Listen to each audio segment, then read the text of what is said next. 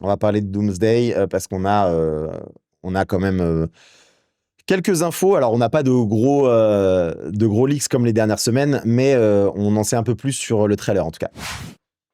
Alors, déjà, première info intéressante, on a Avengers Secret Wars. Vous vous rendez compte, Secret Wars, qui aurait dû sortir cette semaine en 2022 quand ça a été annoncé, parce que oui, ça a quand même été annoncé en 2022. On aurait déjà dû avoir Kang Dynasty et on aurait déjà dû avoir Secret Wars, ce qui veut dire qu'on aurait déjà dû possiblement enchaîner dès l'année prochaine sur la suite. Bon, je trouve ça assez rigolo.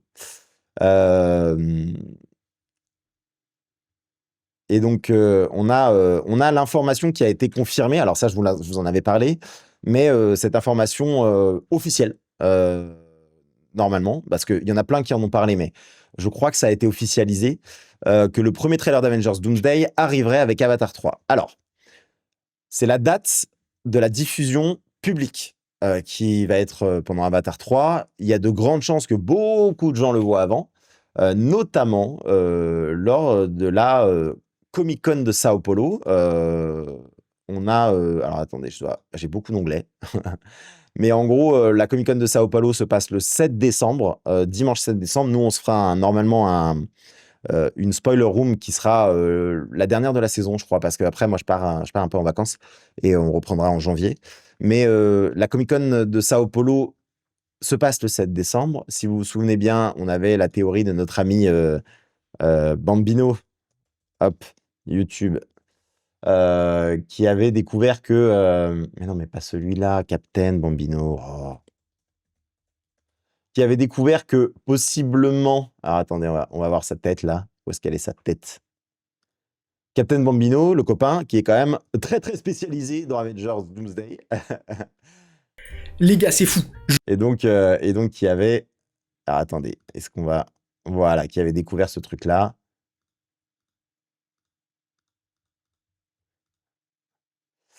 Non, non. Et il doit nous en parler quand? Voilà. Qui avait découvert que possiblement, parce que personne n'a encore trouvé réellement ce que ça voulait dire, hein, mais qui avait vu que là, si on reliait les points, ça faisait un 1, un 2, que la ligne au milieu avait un sens, et que là, en reliant les points, ça faisait un 7. Bon, à droite, j'y crois un poil moins. Ah, pardon, vous l'avez pas en entier. Voilà. 1, 2, slash 7. Donc, en gros, si on prend en anglais, ça nous faisait le 7 décembre pour possible sortie de trailer. Et il se trouve que cette image-là avait été publiée exactement, je crois, 7 ans après une image pareille qui avait annoncé le titre de Endgame. Et il se trouve un truc quand même aussi complètement dingue, c'est que le trailer de Endgame est sorti le 7 décembre 2018. Ça fait quand même beaucoup là. Donc en gros, l'idée, je pense que c'est que la Comic-Con de Sao Paulo, qui est quand même une Comic-Con assez importante, on va le voir après. Je me suis fait une petite recherche parce que j'ai pas trop eu le temps, donc j'ai fait une recherche ChatGPT vite fait avant pour savoir un peu quels événements avaient été présentés lors de la Comic-Con de Sao Paulo. Et mine de rien, on a quand même pas mal de trucs.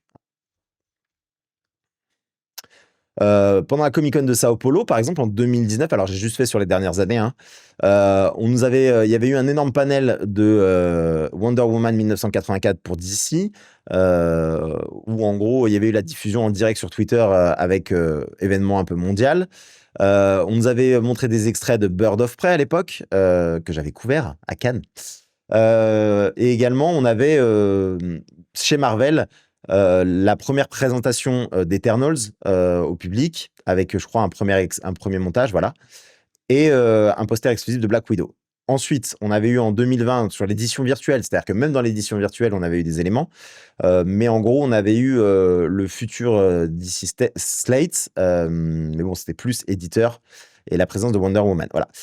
Marvel s'était concentré sur Enter the Phoenix, donc c'était très comics. Et en 2022, c'est là qu'il y avait eu un gros événement, le plus gros show Marvel Studios, avec Kevin Feige qui était monté sur scène, présentation de la bande-annonce, première bande-annonce des Gardiens de la Galaxie Volume 3, avec la présence du casting, un panel Ant-Man et la Guêpe, Quantumania, avec le casting qui était présent sur scène, avec la projection d'un extrait exclusif qui n'était pas montré sur Internet. Et donc, quand même assez fat. Et du côté de DC, on nous avait montré le premier poster de Blue Beetle et un gros stand Warner avec Shazam. Voilà. 2023, Aquaman 2 chez DC.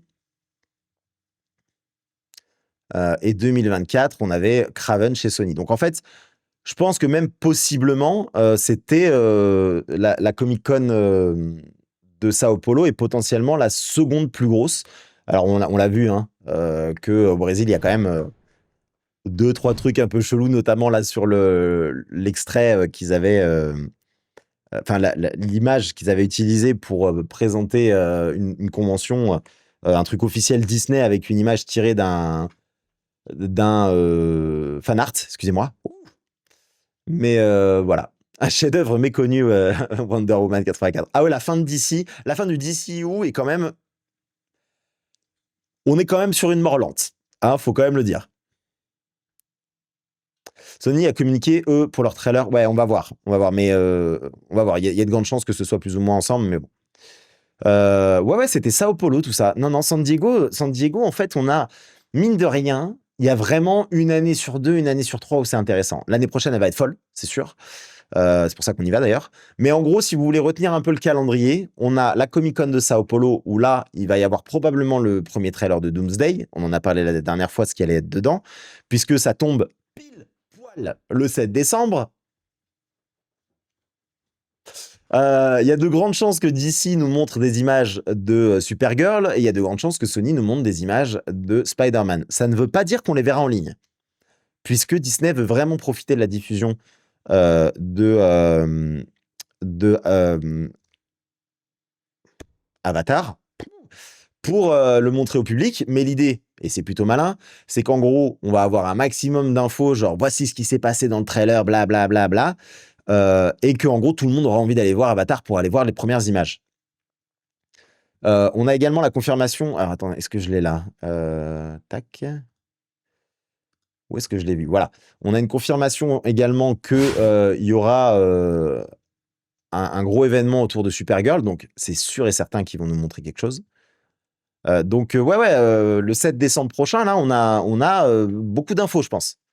Va falloir se lever tôt. San Diego, je regarde toute la nuit, mais regarde, on l'a fait la dernière fois, c'était une catastrophe.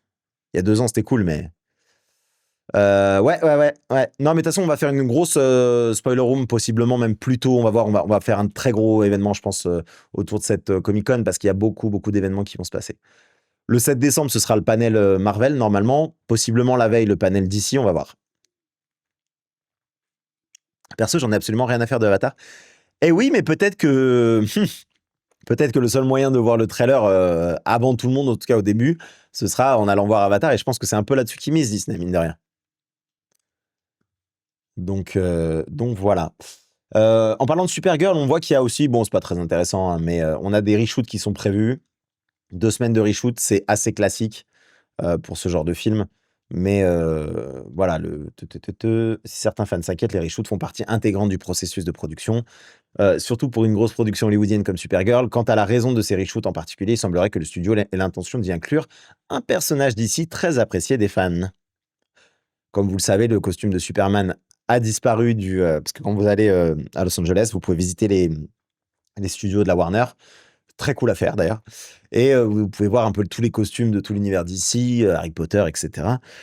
Et il y a une photo qui a été partagée où on voit que le costume de Superman a disparu et qui a marqué « Il est actuellement sur un tournage ». Donc en gros, c'est principalement pour tourner des scènes avec David Corenswet. Voilà. Non mais c'est plutôt cool quand même de savoir que Marvel et DC vont se lancer sur cette Comic-Con et qu'on va avoir un peu plus d'infos. Moi, ça me fait vraiment plaisir. Surtout que on a des gens, on a pas mal de monde qui commence à l'avoir vu, ce trailer.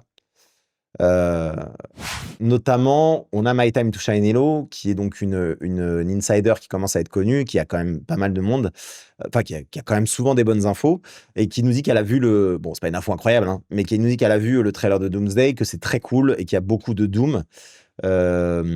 Et donc oui, bon, ça c'est pour confirmer que le trailer est bien là. Mais voilà. Voilà, voilà, voilà. On en sait un peu plus. Autre élément, c'est Daniel RPK qui nous dit que le teaser d'Avengers Doomsday est déjà terminé, qui sortira, voilà, mais que Marvel prépare un second trailer pour l'été 2026, diffusé avec Spider-Man Brand New Day. Donc, c'est ce que je vous disais. Là, l'agenda sur les trailers, en gros, il faut vous dire, on a décembre avec la Comic-Con et Avatar. On va avoir le Super Bowl qui est en février. Et probablement, lors de la sortie de Spider-Man, qui est, je vous le rappelle, qui sort juste après la Comic-Con de San Diego. Donc, vous avez un petit peu votre calendrier. Premier trailer, deuxième trailer, troisième trailer. Et puis après, bah, comme vous savez comment il fonctionne, Marvel, le dernier mois, il bombarde. Et là, ça devient très chiant. Clayface, non, non, non, je pense pas. On sait pas exactement. Clayface, je crois que c'est du Elseworld, hein, les amis. Hein. Il me semble pas. Ah non, je dis non, non, je dis des bêtises. Non, pardon, c'est bien dans le DCU. Ouais, non, je pense pas. Je pense que Clayface va être très isolé. C'est vraiment un body horror. Il n'y a pas de raison de mettre un personnage comme Supergirl là-dedans.